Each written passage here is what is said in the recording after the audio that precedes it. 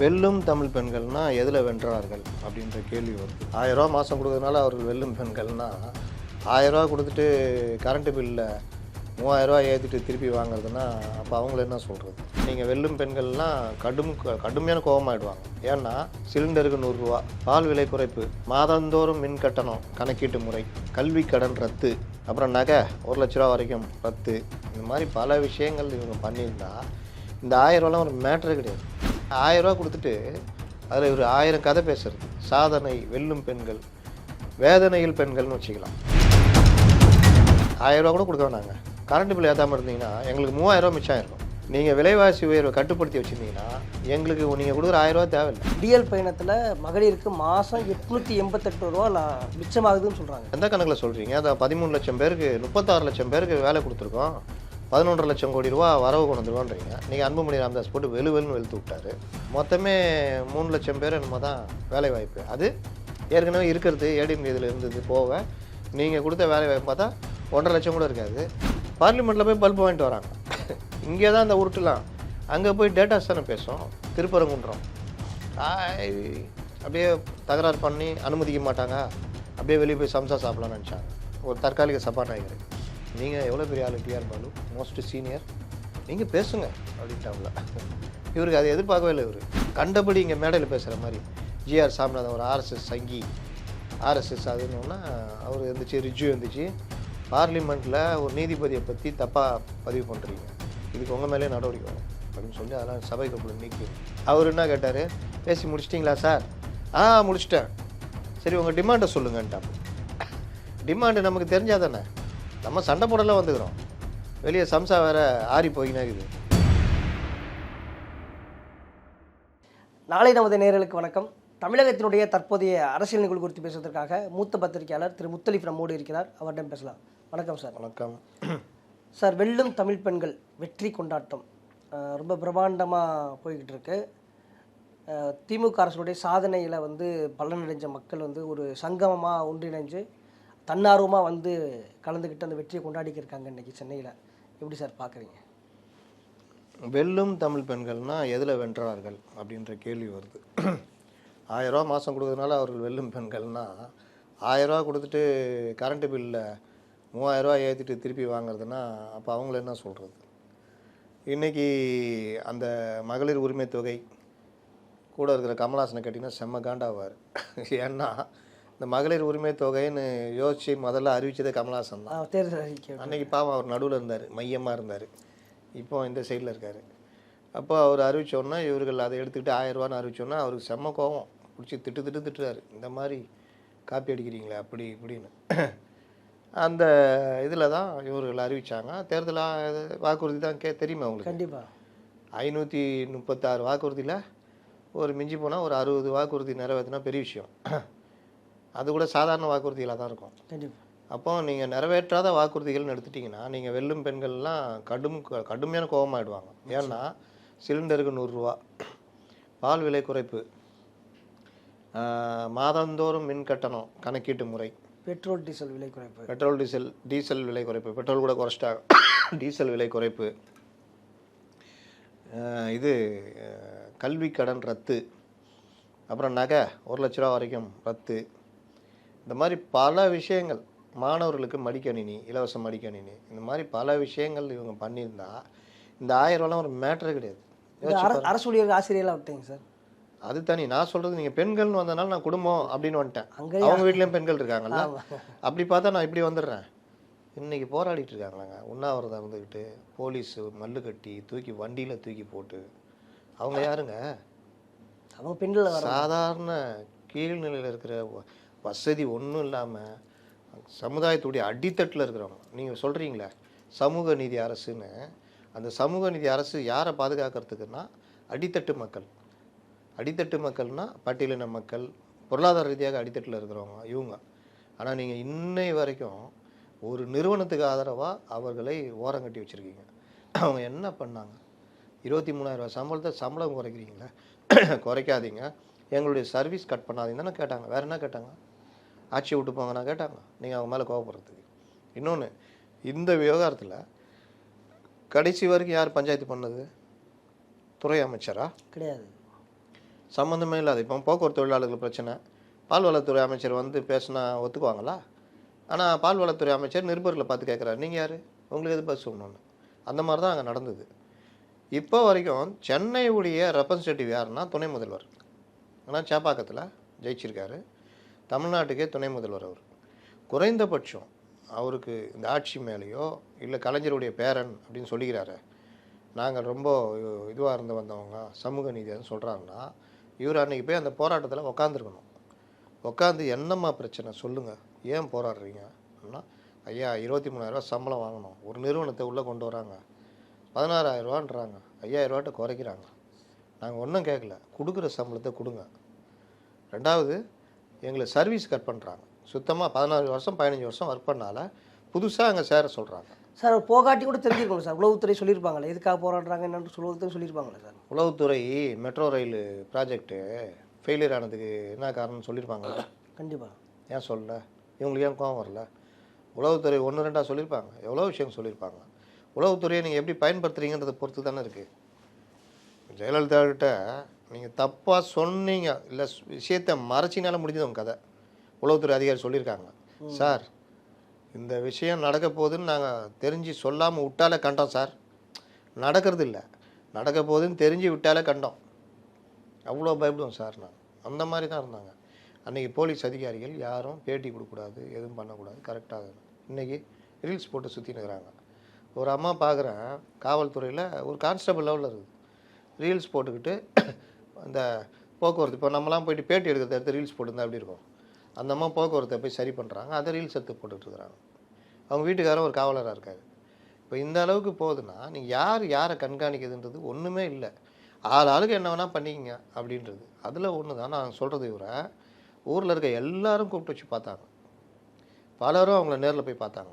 கண்டிப்பாக தோழமை கட்சிகளே என்னென்னவோ பண்ணி பார்த்தாங்க. நம்ம போகலன்னா இப்போ டெத்து விழுந்தா போகணுமா, ஆமாப்பா நாளைக்கு எடுத்துருவாங்க, போய் தான் ஆகணும், சரி என்ன பண்ணுறது சென்னவா மாலை ஒன்று வாங்கிட்டு வா அப்படின்னு போய் போட்டு வருவாங்க. அந்த மாதிரி சரி நம்ம போனோம் அப்படின்ட்டு திருமாவளவன் ஒரே நாள், சண்முகம் ஒரே நாள், அப்புறம் முத்தரசன் வரவே இல்லை, மற்ற கட்சி தலைவர்கள் ஒரு நாள் அப்படி சம்பிரதாயத்துக்கு. என்ன நடந்துச்சு இன்னை வரைக்கும் அந்த மக்களுடைய பிரச்சனை தீரலை. அவர்கள் பெண்கள் தானே. கண்டிப்பாக.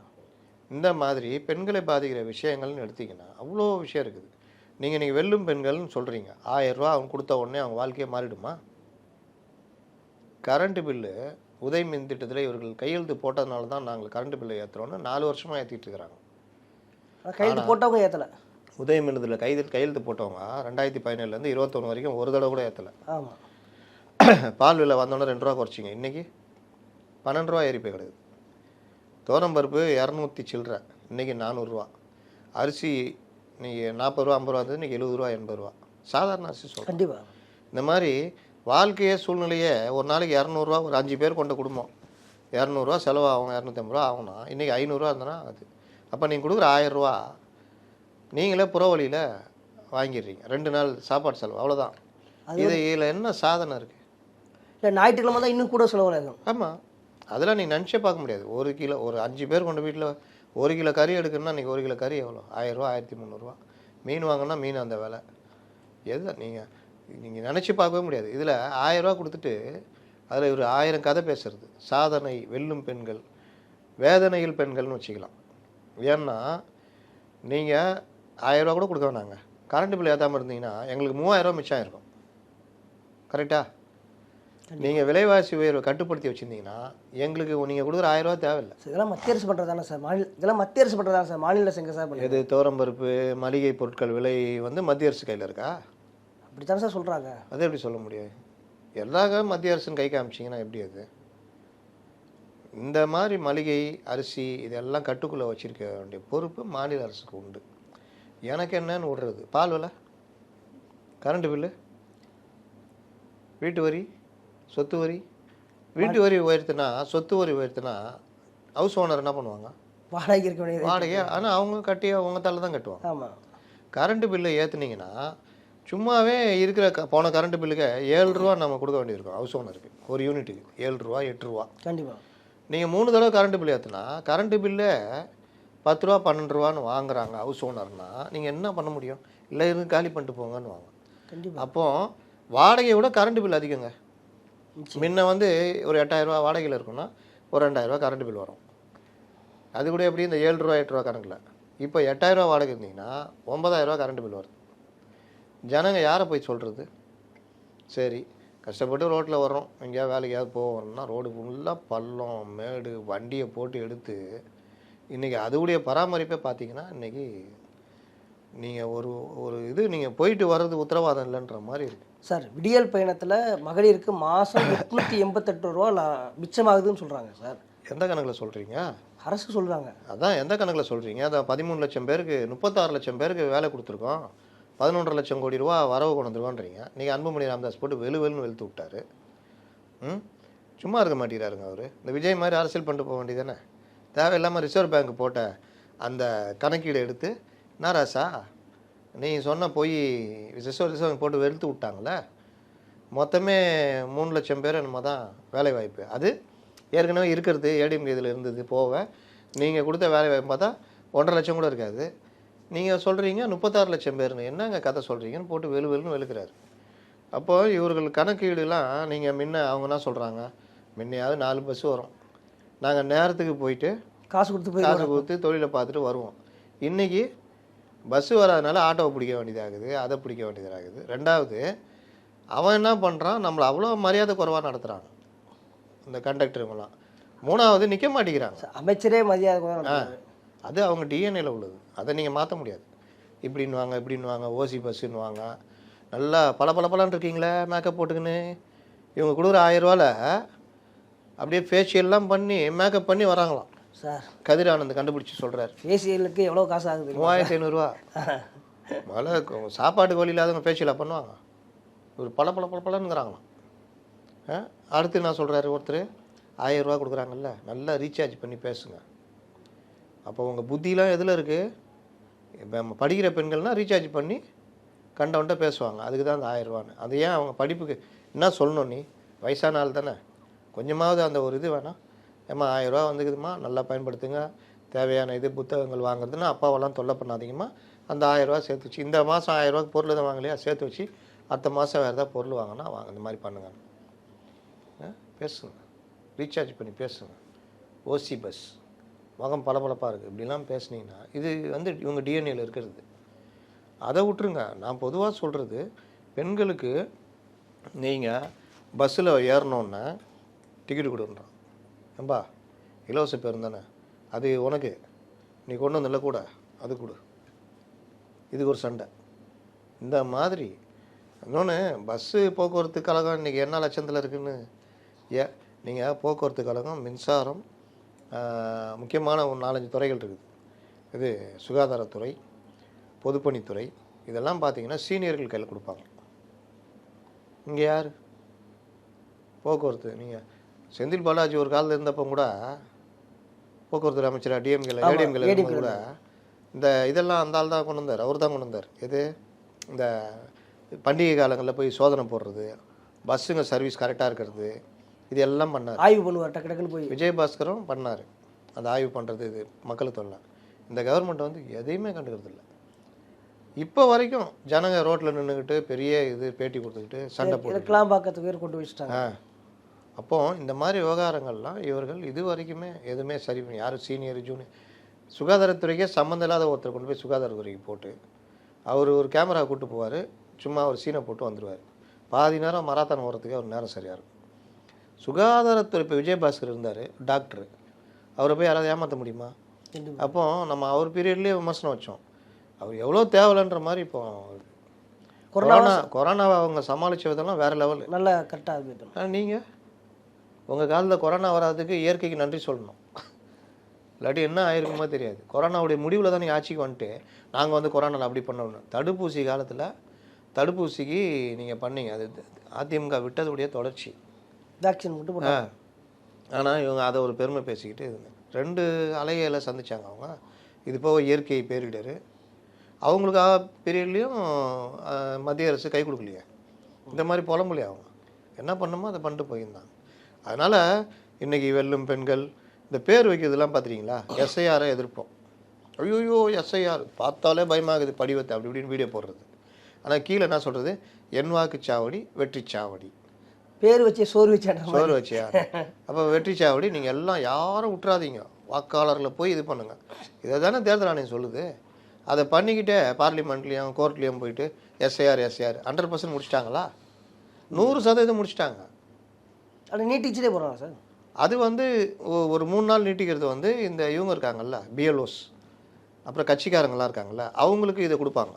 அப்லோட் பண்ணுறதுக்கோ மற்ற அப்லோடு பண்ணியாச்சு, வெரிஃபிகேஷன் அதோடைய இதை பார்த்துக்குங்க, எங்கேயாவது விடுபட்டுருக்கா பாருங்கள், அது இருந்தால் அதையும் சொல்லுங்கள். இதெல்லாம் சேர்த்துட்டு இறுதி வரைவு வாக்காளர் பட்டியல் வெளியிடலாம். வரைவு வாக்காளர் பட்டியலை பார்த்துட்டு அதில் எது இருந்தால் இறுதி வாக்காளர் பட்டியல் வரும். இப்படி தான் போவோம். பிப்ரவரியில் இறுதி வாக்காளர் பட்டியல். இதெல்லாம் நீங்கள் நடுவுலேயே செக் பண்ணிக்கலாம். இப்போலாம் எங்கேயும் போக தேவையில்லைங்க. உங்கள் செல்லுலேயே எபிக் நம்பரையும் ஸ்டேட்டையும் அடிச்சுவோங்க, அந்த கேப் கேட்சான்னு ஒன்று வரும், அதில் வர்றதை போட்டு சர்ச்சு கொடுத்தீங்கன்னா உங்களுக்கு ஓட்டு எங்கே இருக்குது என்ன இருக்குது எல்லாம் வந்துடும். ஓட்டு இல்லைன்னா ஓட்டும் இல்லைன்னு வந்துடும். நீங்கள் ஃபார்ம் 6 ஃபில் பண்ணி கொடுத்துடலாம். அப்போ இவர்கள் பண்ணுறதெல்லாம் பாருங்கள், இந்த பேர் வைக்கிறது இது எல்லாம். ஆனால் முன்னுக்கு பின் முரண் தெரியுதா? கண்டிப்பாக. இப்போ அங்கே பார்லிமெண்ட்டில் போய் பல்பு வாங்கிட்டு வராங்க, இங்கே தான் அந்த உருட்டுலாம். அங்கே போய் டேட்டாஸ் தானே பேசும். மெட்ரோவுக்கு சொன்னாங்க தமிழகம் வஞ்சிக்கிறது, தமிழகத்தை வஞ்சிக்கிறதுன்னு. தமிழகத்தை வஞ்சிக்குதா இல்லை உங்கள் அதிகாரிகள் வேலை செய்யலையா அப்படின்னு கேட்டால், தலைவர் அதெல்லாம் இல்லை தலைவர், தமிழகத்தை வஞ்சிக்குது நீங்கள் அறிக்கை கொடுங்க. சரி, அவர் தான் அறிக்கை விடுறாரு பெரியவர். நீங்கள் சன்னு வருங்கால தலைவர் வருங்கால முதல்வர் நினச்சினுக்கிறீங்க. நீங்களாவது நான் அப்பாவை ஏமாத்துறீங்களா? நீங்கள் ஒழுங்கான ப்ராஜெக்ட் ரிப்போர்ட் கொடுக்காம என்ன நினச்சிக்கிட்டு இருக்கிறீங்க அப்படின்னு கேட்டால் பயம் வரும். கண்டிப்பாக. இவரும் தமிழகத்தை வஞ்சிக்கிறது இப்படியே தூக்கின்னு போய் தயாநிதி மாறன் பார்லிமெண்ட்டில் தமிழகத்தை வஞ்சிக்கிறது கூட இருக்க எம்பிஸாக சொல்லியிருப்பாங்களா சார்? யார்? இல்லை, நாடாளுமன்ற உறுப்பினர்கள் இருக்காங்கல்ல, கனிமொழி போன்றவர்களாக இருப்பாங்க. அவங்களுக்கு போகும்போதே இன்றைக்கி என்னப்பா கட்லெட்டு, ரைட்டு இன்றைக்கி வெளியே போராட்டம் நடத்திட்டு வெளியில் வந்துடுவோம், எல்லாம் கட்லெட் சாப்பிடுவோம். அப்புறம் நாளைக்கு சம்சா, மத்தியானம் என்ன போட்டுக்கிறாங்க பிரியாணி. இப்படி தான் நீங்கள் மேகதாட்டான கட்டுறாங்கல்ல, ஆமாம், அதுக்கு நீங்கள் பெரிய பிரச்சனை பண்ணோம்ல. பண்ணவே இல்லையா சார்? அறிக்கையே கூட இல்லை. இலங்கை மீனவர்கள் கடிதம் எழுதுறீங்கல்ல, பார்லிமெண்ட் கூடும்போது அந்த பிரச்சனையை பெருசாக்கணும்ல. இங்கே வந்து கல்வி நிதி நீங்கள் உருட்டுறீங்கல்ல, அங்கே அதை தனி தீர்மானமாக கொண்டு வந்து பேசுனீங்கன்னா சாயம் வெளுத்துரும். இது போனார் மெட்ரோக்கு தயாநிதி மாறன், நோ மெட்ரோ தமிழகம் என்ன வஞ்சிக்குது, என்ன கொடுத்துக்கிறீங்க ரிப்போர்ட்டு? நாங்கள் ப்ராஜெக்ட் கொடுத்துட்டோம், நீங்கள் ப்ராஜெக்ட் ரிப்போர்ட்டு கொடுத்தீங்கன்னா நிதி ஒதுக்குவோம். உங்கள் நிதி எங்கள் நிதி நிலம் கையகப்படுத்துறது இதெல்லாம் இருக்குது. என்ன கொடுத்துருக்கீங்க?